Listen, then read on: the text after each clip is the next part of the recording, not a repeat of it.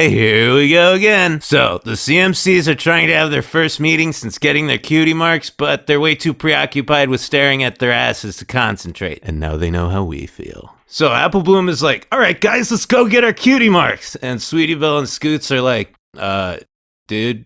And she's like, oh yeah. And I'm just like, dude, that happens to me a lot too. Basically what this all amounts to is that these three are getting older and they're developing different interests. Scootaloo likes being an adrenaline junkie, Sweetie Belle likes finding new and more elaborate ways to be boring, and Apple Bloom likes desperately clinging to a rapidly dissolving childhood. They try doing some shit together like singing and potion making and volunteer work with the mentally challenged. And finally Scoots is like, dude, why don't we still be best friends but not drag each other into every stupid thing one of us wants to do? And Sweetie Belle is like, wow, that sounds totally reasonable and productive. And Apple Bloom agrees, even though it feels like they've punched a gaping, aching hole in her heart, because she's already learning how to bottle up and stifle her emotions like an adult. Then she sings the most beautiful song I've ever heard in my fucking life, and I don't remember what happens next because I was crying. Anyway, look at Sweetie Belle. Look at that smile and the joy in her eyes. She just made the shittiest scarf in the world, and she is fucking stoked about it. And you know she's thinking like, I'm not good at this, but I'm gonna keep trying until I get better, and it's gonna be so much fun. You fucking tiny horses with your relentless positivity and your self-esteem. Just try it once, fail, quit forever, and feel ashamed like a normal person. So Sweetie Bee and Scoots had a great day, and Apple Bloom is sunk into a psychotic depression because she knows that this is how it all starts. Pretty soon they'll all be living in different cities and only see each other at New Year's, and they'll have to be like, hey, what's up? How have you been? Even though none of them actually care because that precious sibling-like relationship they had in their youth is dead, and all that's left is an awkward feeling of obligation. Sure, they'll start talking about things they did back in the day, like, oh hey, remember that time we were happy and life felt like it had meaning? And after a few drinks, it'll almost feel like there's still a connection between them, and they'll share all their online handles and be like, dude, I will totally friend you on MySpace and follow you on Twimbler, and we should get together sometime and eat spaghetti or whatever. Then the next day when they sober up, they'll go right back to never getting around to it and feeling that nagging little guilt and sadness gnawing at the backs of their minds because they know it's never gonna be like it was, so why even try? Or, you know, that's just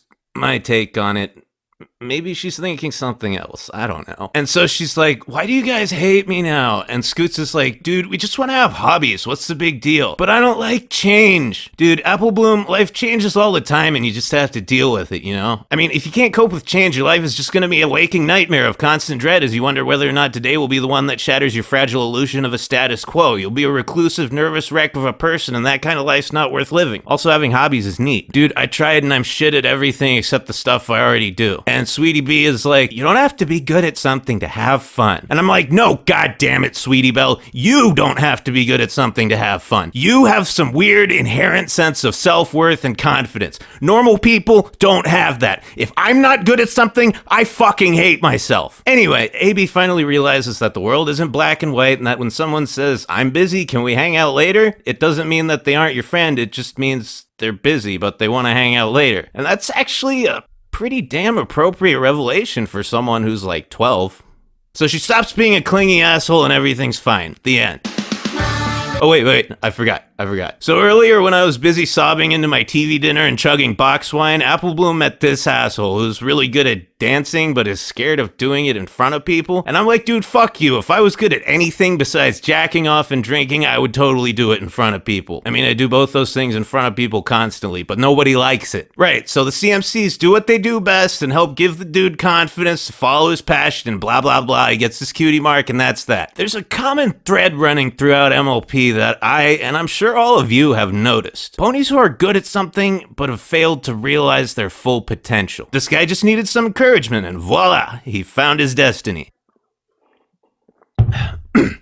Our good friend Glimmy is another great example. A brilliant sorceress whose emotional baggage led her down a morally ambiguous path. But hey, now that she's realized the error of her ways, she's kicking ass. I mean, she unfucked Trixie. What else needs to be said? That is a public service. Even Diamond fucking Tiara, the most consistent antagonist over the last 5 seasons of this show, wasn't really a villain, just a victim of horrible parenting, and she turned out to be a pretty cool chick once she learned how to use her talents for good. I've thought about this a lot, and it seems like there aren't really any intrinsically bad ponies, just those who've lost their way. Everyone in Equestria has a true place and has the potential for a fulfilling life, and that, more than rainbow magic or talking horses, is what makes it a fantasy world.